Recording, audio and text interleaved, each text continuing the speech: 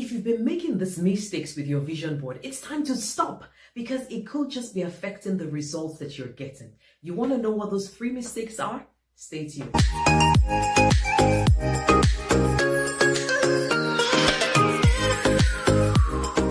a vision board without the visionary himself in your vision board.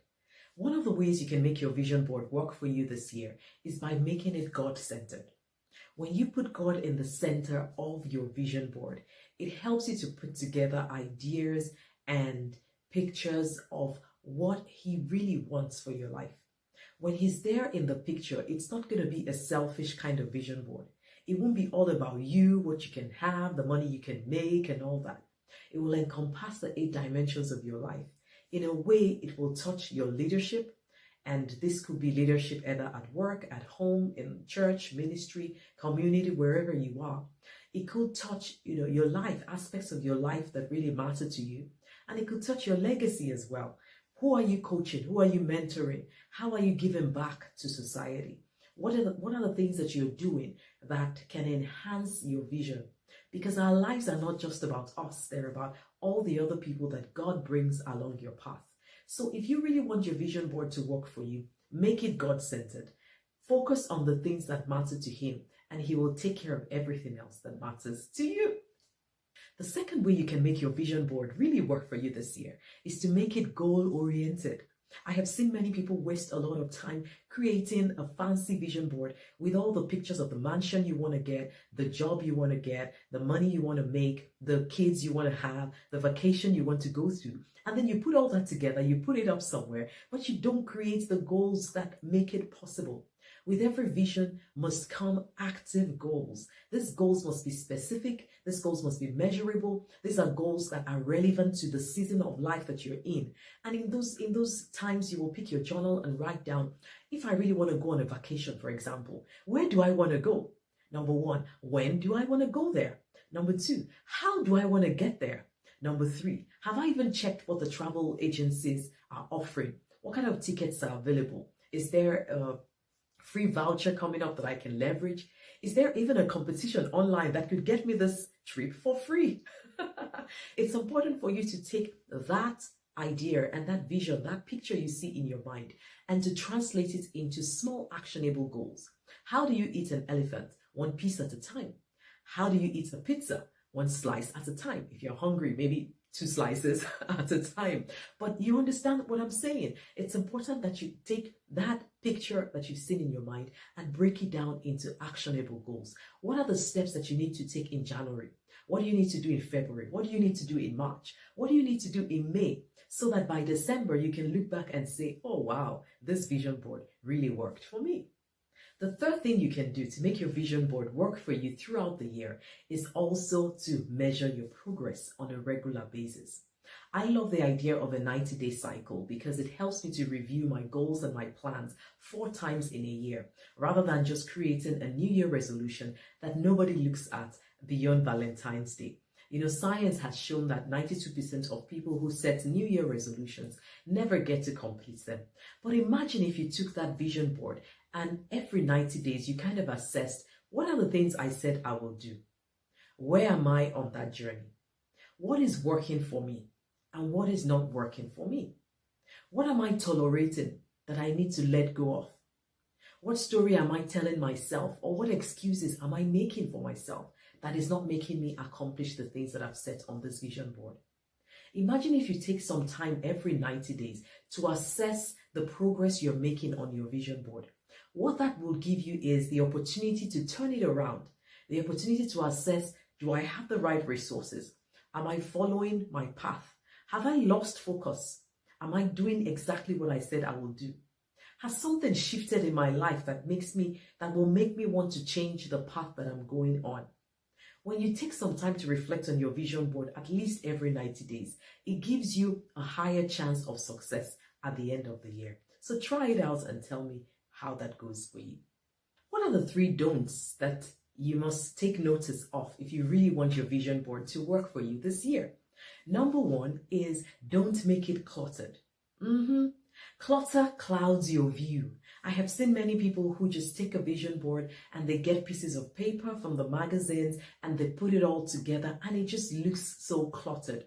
When you wake up in the morning and you can't seem to see any form of freshness breathing through your vision board, it kind of could get overwhelming. So one of the things I want to encourage you to do is, as you prepare your vision board, less is more. Find out the top 3 things that you want to accomplish this year. And remember to look at it in terms of your life, your leadership, your legacy, and, serving God as well. And as you do that, put the things that matter on the board. Now, when you accomplish some of these things, you can take them off from time to time and replace them with other things. But don't try to fit everything into one. What I've seen other people do is also to have a different themed board for different things. So you could have a career board separately, you could have a relationship board separately, you could have a spiritual board separately, you could have that book board separately. Maybe you want to be an author this year. But in case you want to put it all together, put the most important things on your vision board and allow it to breathe. Less is more, less is clean, less is easier even to maintain. Don't create your vision board without an end in mind. When you're thinking of creating a vision board, it's important for you to first of all map out, what does it mean for you? What does success look like for you? And why do you want what you're aiming for? Are you aiming for that car, that house, that financial goal, all because you want to pepper them gang, or all because this person said it or that person also has it? What is the essence and what is your intention? And what do you want to do with that thing that you desire? When you figure that out, first of all, before you start putting up images or before you start creating your audio vision board or your video vision board, it helps you to make it last. That way, when challenges come that are threatening the success you're looking for, that why will keep you going. Why do I want what I want? And who am I serving with what I want? What value is it bringing to my community? What value is it bringing to my life? How is it making a difference in the society? And how is it making my life matter? When you understand the why behind it and you have the end in mind before you create your vision board, it is likely to last longer from January to December. The third don't that I want to talk about that will help you to make your vision board last longer for you this year is don't flaunt it with people that don't matter. Don't flaunt your vision board with people with small minds. It takes courage to develop a vision board that is bigger and greater than you. And when you have that, there are times when the voices in your head could try to sabotage you because the mind is the battleground. There may be stories that you begin to tell yourself on, oh, I thought I will do this, but it's not doable anymore. But what is worse is sharing that vision board with people that have small minds or with people that don't even matter. Because some of them could be subtractors who kind of look at your vision board and tell you, oh, why are you aiming for that? You're aiming too high. Who are you to aim for things like that? Why would you even be thinking about that? And what could happen is they begin to make your faith shake and they begin to fill you with voices of fear. And before you know it, you don't even have the confidence to accomplish anything that you set on that vision board. So when you've designed your vision board, don't be too much in a hurry to flaunt it on social media or to flaunt it with people that don't matter. Look for positive influencers in your life. You can share your vision board with them. You can share it, in the comfort of your room and keep it in a place where you can have a look at it every day, speaking faith into it, speaking life into it, and celebrating your wins as it comes along. One of the ways that you can make sure that your vision board works for you is by making sure you're not sharing it with people that don't matter. So those are my 3 do's and 3 don'ts when it comes to maximizing the power of envisioning and the power of using a vision board to create the goals that you want for this year. I hope you found it helpful. If you have, please tell me which points you found very helpful. And if you have any other thing to add to it, tell me what's been working for you. If this video has been helpful, help to share it, like, subscribe, and share with other people so they can benefit from it.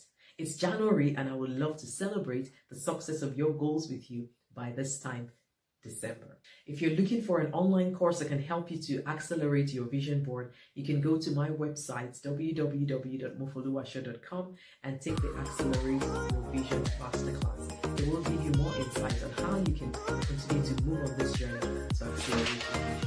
Until next week when I see you, hugs, love,